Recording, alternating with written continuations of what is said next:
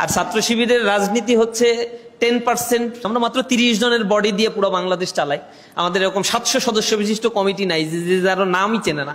এক ভাই প্রশ্ন করছেন, বাংলাদেশ ছাত্র শিবির, বাংলাদেশ ইসলামী ছাত্র শিবির থেকে শিক্ষার্থীদের আর্থিক সহায়তা দেয়? এটা আমাদের সামর্থ্যের আলোকে যাদের প্রয়োজন তাদেরকে আমরা দেওয়ার চেষ্টা করি। ভার্সিটির হল পেতে সাহায্য করে, এটা তো ভার্সিটি ইউনিভার্সিটি কর্তৃপক্ষ আপনাকে অফার করবে, আপনি মেধার ভিত্তিতে হল পেয়ে যাবেন। আমরা যেটা করি অনিয়ম যেন না হয় সেটার চেষ্টাটা করি। গণরুম, গেস্ট রুম, কালচারগুলো ভেঙে দেওয়ার জন্য চেষ্টা করি, মেধার ভিত্তিতে যেন সিট পাই সেই বন্দোবস্তটা আমরা শুধুমাত্র করতে পারি।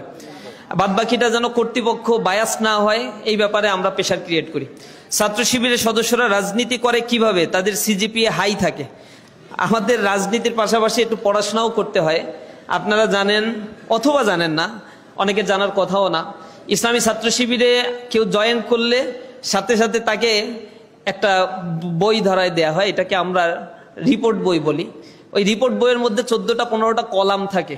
তার মধ্যে 4র্থ নম্বর বা 5ম নম্বর কলামে থাকে পাঠ্যপুস্তক অধ্যয়ন, লাস্টের দিকে একটা কলামে থাকে পত্রপত্রিকা অধ্যয়ন নিয়মিত করেছে কিনা, এরপরে একটা অংশের ভিতরে ক্লাসে উপস্থিতি ঠিকমতো করেছে কিনা। এই জিনিসগুলো তাকে প্রতিদিন লিখতে হয়। আর মাস শেষে একটা দিন তাকে ডেকে নিয়ে এসে পড়াশোনা, কোরআন হাদিস, নামাজ, এরপর হচ্ছে মানুষকে ভালো পথের দিকে আহ্বান জানানো, সেলফ ক্রিটিসিজম, এই কাজগুলো করেছে কিনা এগুলোর হিসাব কিতাব নেওয়া হয়। এই হিসাব কিতাব আবার স্তর ভিত্তিক কঠিন এবং সহজ করা হয়। যারা নিউ কামার সংগঠনে ইন্ট্রেন্স করে তাদেরকে ইন্সপাইরেশন দেওয়া হয়, আর যারা ছাত্র শিবিরের একটু লিডার টাইপের হয়ে যায় তাদেরকে এর উপরে এমফাসাইজ করা হয়। এইটা না করলে পরে শৃঙ্খলা ভঙ্গের দায়ে ব্যবস্থাও নেওয়া হয়। লেখাপড়া করলো না কেন, রেজাল্টটা খারাপ হইলো কেন, আত্মসমালোচনা করে না কেন, পত্রিকা পড়ে না কেন, এই কারণে তাকে দাঁড়ায় জবাব দিতে হয়। যার ফলশ্রুতিতে এই বেচারা তার জীবনের সময়গুলোকে ম্যানেজ করে চলতে বাধ্য হয় এবং সেই পেশারের মধ্যে তাকে নিয়ে আসা হয় যেটা তার বাবা মাও হয়তো কখনো কল্পনাও করতে পারে না। যার ফলশ্রুতিতে সংগঠন, অর্গানাইজেশনাল ক্যাপাসিটির পাশাপাশি তার এই জায়গাটা, একাডেমিক এক্সিলেন্সির জায়গাটা সে সমানতালে নিয়ে যেতে পারে, যেটা সংগঠন আমাদেরকে দিয়েছে। বিদায় সংগঠনের প্রতি আমরা ডেডিকেটেড হয়েছি। আমাদের এগুলা না দিয়ে যদি শুধু রাজনীতি করতে বলতো তাহলে এই সংগঠনে থাকাটা দুরূহ হয়ে যেত। আর ছাত্র শিবিরের রাজনীতি হচ্ছে 10%, 8 থেকে 10%।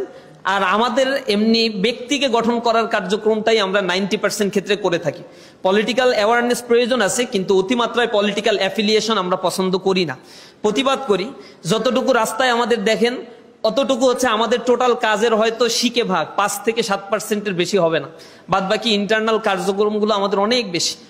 এখন ডাকসু ইলেকশন শেষ হলো, জাকসু চলছে। এখানে ডাকসুতে আলহামদুলিল্লাহ ছাত্র শিবির তো প্যানেল সহ বিজয় অর্জন করছে। জাকসুতেও আলহামদুলিল্লাহ প্যানেলের 90%-এর উপরে ইনশাআল্লাহ রেজাল্টের ফলাফল দিবে। আমরা আশাবাদী বিজয় অর্জন করবে ইনশাআল্লাহ। তো আলহামদুলিল্লাহ এখন রাকসু টাকসু এগুলাও আছে সামনে। তো এগুলো তো আমাদের রেগুলার কাজ, এক একটা শাখা বাস্তবায়ন করে। অন্য সংগঠনে দেখবেন যে টোটাল ফোর্স এখানে ইনভলভ, আর আমরা বাংলাদেশে ঘুরে ঘুরে এইসব প্রোগ্রাম করে বেড়াচ্ছি। তার মানে আমাদেরকে আসলে যে কোনো একটা জিনিসে এত বেশি কনসেন্ট্রেশন দিতে হয় না, কারণ ছাত্র শিবির একজন ছাত্রকে ছোট থেকেই একেবারে গ্রুমিং করে করে এমন ক্যাপাসিটি গ্রো আপ করে যে যার কাজ সেই করে, এর বাইরে অন্যদেরকে অযাচিত এক্সারসাইজ করতে ডাকাও হয় না কখনো।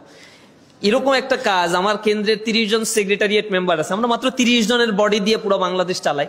আমাদের এরকম 700 সদস্য বিশিষ্ট কমিটি নাই যে যার নামই চেনে না, ওরকম সিস্টেম না আমাদের। তো এই 30 জনের মধ্যে 2 জন 3 জন ইনভলভ আছে এই কাজের জন্য, বাকিরা সারা দেশে ঘুরে ঘুরে এইসব প্রোগ্রাম আদি বা নিজেদের লেখাপড়া, নিজেদের কাজ নিয়েই ব্যস্ত আছে। আমরা কোনো নেতার পিছনে ঘুরে ঘুরে সময় ব্যয় করাকে অপছন্দ করি। আমরা যখন হাঁটি অনেকে আমাদেরকে বলে যে আপনি একা একা হাঁটতেছেন, ক্যাম্পাসে গেলে বলে একা একা, টিচাররা বলে একা একা তুমি। তো আমরা বলছি আমার সাথে কে আসবে, কে যাবে, আমার পকেটে টাকা আছে যে তারে আমি চালাইতে পারি। আর আমাদের সংগঠনে কাউকে নেতার পেছনে ঘোরানো সম্পূর্ণ অপছন্দ করা হয়। নেতা তার মতো করে ঘুরবে। গত 2 দিন ধরে ডাকসুর বিপিজিএস যখন ক্যাম্পাসে একা একা হাঁটতেছে, কিছু ছাত্র দেখে বলছে বিপিজিএস একা একা হাঁটে। এটা আশ্চর্য লাগছে তার কাছে। তো ওদের কাছে জিজ্ঞাসা করছে ভাই একা?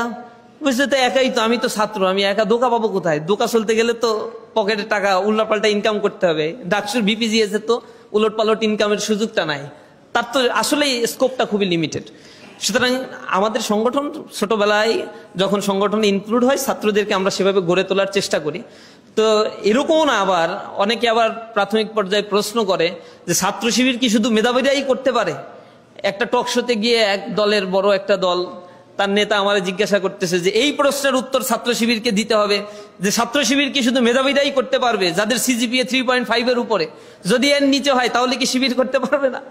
তা আমি বললাম যে এটা একটা প্রশ্ন হইল ভাই, মানে যে কেউ করতে পারে ছাত্র শিবির, কিন্তু ছাত্র শিবির করার পরে তার ইমপ্রুভমেন্টের কাজটা ইসলামী ছাত্র শিবির করে।